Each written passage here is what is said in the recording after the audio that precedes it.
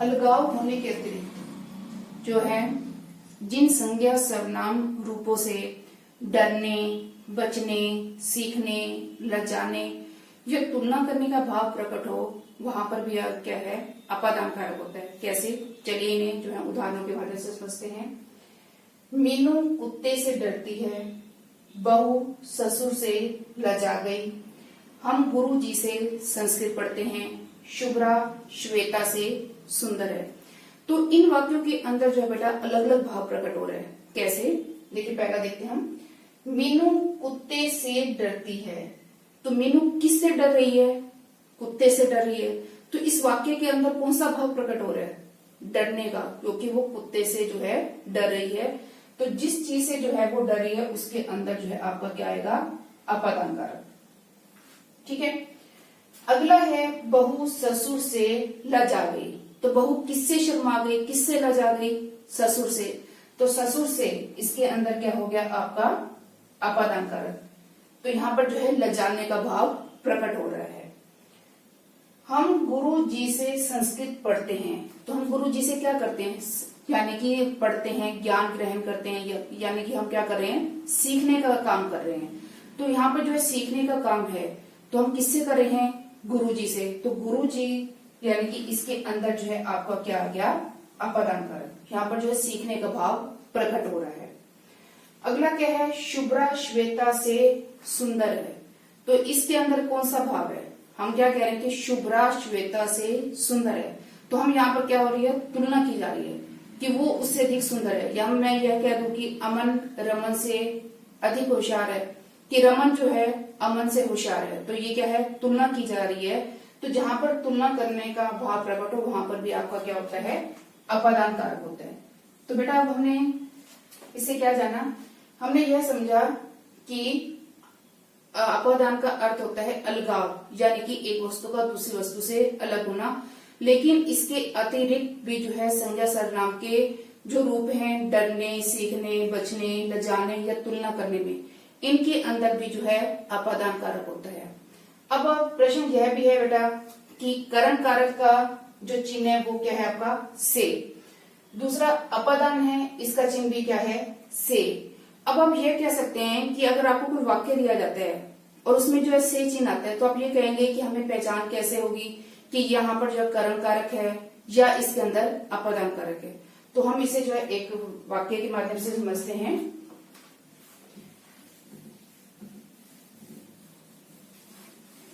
मोहन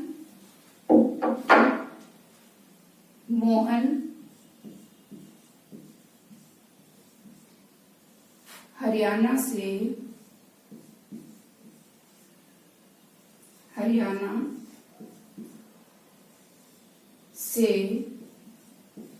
दिल्ली, मोहन हरियाणा से दिल्ली रेलगाड़ी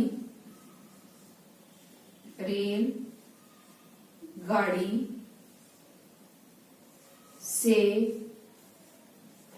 मोहन हरियाणा से दिल्ली रेलगाड़ी से आया। ठीक है बेटा। अब यहाँ पर क्या है कि मोहन हरियाणा से दिल्ली रेलगाड़ी से आया। अब यहाँ पर जो है हरियाणा से, अब आप बता सकते हैं कि इसके अंदर कौन सा कारक है? करण कारक है या अपादान कारक है? उसने ये कहा ना कि मोहन हरियाणा से दिल्ली रेलगाड़ी से आया। तो बेटा हरियाणा से, इसके अंदर जो है आपका क्या है? अपादान कारक है। क्यों? क्योंकि वो इसमें जो है पृथक होने का जो है बोध हो रहा है, यानी कि अलग होने का बोध हो रहा है कि वो हरियाणा से, तो हरियाणा से वो क्या है? अलग हो रहा है। दिल्ली रेलगाड़ी से आया। अब जो ये है रेलगाड़ी से, इसमें कौन सा कारक हो गया? करण कारक हो गया। रेलगाड़ी से, इसके अंदर आपका क्या है? करण कारक है। और हरियाणा से, इसके अंदर जो है अपादान कारक है। क्यों? क्योंकि ये रेलगाड़ी से, ये क्या है? साधन है। वो रेलगाड़ी की सहायता से जो है दिल्ली आया। वो हरियाणा से में क्या हो रहा है? अलग हो रहा है। और वो दिल्ली कैसे आया? वो रेलगाड़ी की सहायता से आया। तो यहाँ पर जो है इन दोनों में हमने पहचान कैसे की? क्योंकि यहाँ पे अलग होने का भाव प्रकट हुआ था हरियाणा में, और रेलगाड़ी से जो है वो साधन बना था, उसकी सहायता से वो दिल्ली आया। तो इस प्रकार बेटा हमने पहचानना है कि जहां पर जिसकी सहायता से जो है कार्य संपन्न, जिस साधन की सहायता से जो है कार्य संपन्न किया जाता है वहां पर करण कारक होता है, और जहां पर जो है अलगाव प्रकट हो वहां पर जो है आपका अपादान कारक होता है। ठीक है बेटा। अब हम जो है अगला देखेंगे संबंध कारक। बेटा आपका संबंध कारक, संबंध कारक का क्या अर्थ होता है? अन्य पदों से संबंध, यानी कि जहां वाक्य में संज्ञा सर्वनाम का किसी दूसरी संज्ञा या सर्वनाम के साथ संबंध दिखाया जाता है वहां पर आपका जो है संबंध कारक होता है। इसका चिन्ह क्या है बेटा? का, के, की, रा, रे, री। और इसकी पहचान कैसे होती है? किसका, किसके या किसकी लगाकर जो है प्रश्न किया जाता है। चलिए अब हम जो है इसे उदाहरण के माध्यम से समझते हैं। जैसे पहला है आपका बेटा, रमेश का भाई बीमार है। तो इस वाक्य के अंदर जो है बेटा रमेश और भाई ये दोनों क्या हैं? आपके संज्ञा शब्द हैं, और इन दोनों के जो है बीच का संबंध किसके द्वारा दिखाया गया है? का और सर के द्वारा दिखाया गया है। तो यहाँ पर जो है आपका क्या हो गया? संबंध कारक हो गया, क्योंकि रमेश का संबंध किसके साथ बताया जा रहा है? भाई के साथ। तो यहाँ पर जो है आपका संबंध कारक है। अगला है बेटा, यह तुम्हारी घड़ी है। तो यह तुम्हारी घड़ी है, इस वाक्य में जो ये तुम्हारी है, तुम का जो संबंध है वो किसके साथ है? वो घड़ी के साथ संबंध बताया जा रहा है कि यह तुम्हारी घड़ी है। तो तुम का संबंध किससे है? घड़ी के साथ है। तो यहाँ भी आपका संबंध कारक हो गया। अगला है, मनीष ने कबीर की पतंग काट दी। तो यहाँ पर जो है कबीर, ठीक है, यहाँ पर जो कबीर है इसका संबंध किसके साथ है? पतंग के साथ बताया जा रहा है। तो कबीर की इसके अंदर भी संबंध कारक है। अगला है, वह मेरी नानी का घर है। तो यहाँ पर जो बेटा आपका है मेरी नानी का, तो यहाँ मैं यानी कि मेरी जो है, यहाँ मैं का संबंध किसके साथ है? नानी के साथ है। और जो नानी का संबंध है वो किसके साथ है? घर के साथ बताया जा रहा है। तो यहाँ पर जो है क्या हो गया बेटा कि जब वाक्य में संज्ञा या सर्वनाम का किसी दूसरी संज्ञा या सर्वनाम के साथ संबंध बताया जाए तो वहां पर आपका क्या होता है? संबंध कारक होता है। ठीक है। अब हम आगे देखते हैं अधिकरण कारक। यह है आपका अधिकरण कारक। अधिकरण कारक किसे कहते हैं? क्रिया का आधार, यानी कि क्रिया के आधार को अधिकरण कारक कहते हैं। कैसे? उदाहरण देखिए, बच्चा छत पर बैठा है। तो यहाँ पर जो है बेटा आपका संज्ञा जो है वो क्या है? आपकी छत है। तो यहाँ पर जो है छत क्या है? बच्चे के जो है बैठने का क्या है? आधार बनी है। बच्चा कहाँ पर बैठा है? छत पर बैठा है। तो वो छत जो है बच्चे के जो है बैठने का आधार बनी है। तो यहाँ पर छत पर के अंदर जो है आपका क्या है? अधिकरण कारक है। यह पुस्तक मेज पर रख दो। तो ये पुस्तक का जो है आधार क्या है? मेज है, क्योंकि क्या कहा गया कि यह पुस्तक मेज पर रख दो।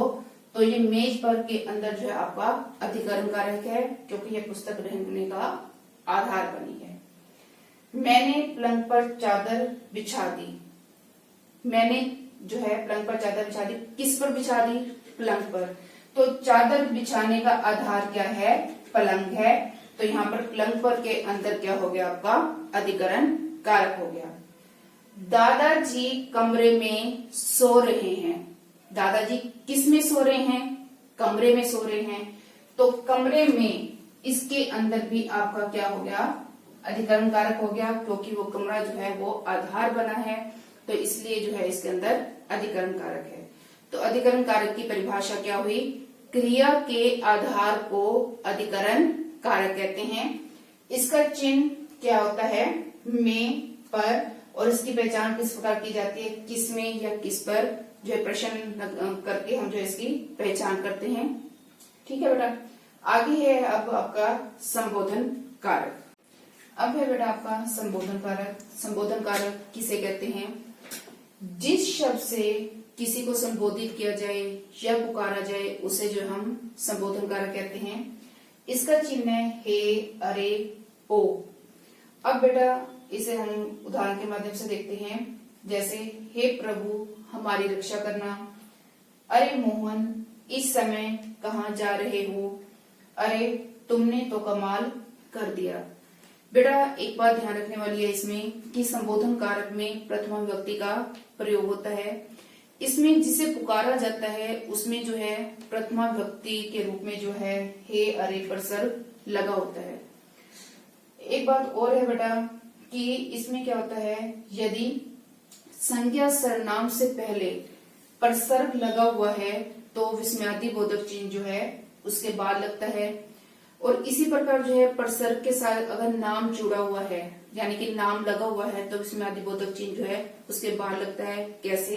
जैसे हे प्रभु, अरे मोहन। ठीक है बेटा। अब हमने जो है बेटा जो ये कारक विषय पढ़ा है, इस कारक विषय से हमने क्या सीखा है?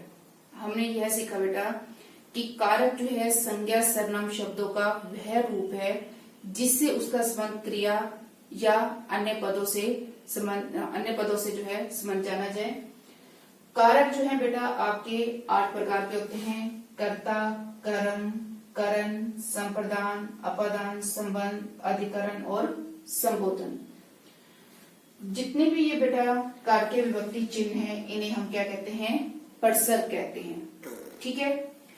कर्ता कारक में जो है ने चिन्ह का प्रयोग भूतकाल की जो है सकर्मक क्रियाओं के साथ किया जाता है, अन्य कालों में इसका प्रयोग नहीं होता। एक और बात बेटा कि कर्म कारक का जो प्रसर्ग है से, ये साधन दर्शाने के लिए किया जाता है कर्म कारक में, और अपादान कारक में से चिन्ह का जो प्रयोग होता है वो अलग होने के लिए किया जाता है। ठीक है बेटा। आशा करती हूँ कि आपको यह कारक अच्छी प्रकार से समझ आ गए होंगे। धन्यवाद।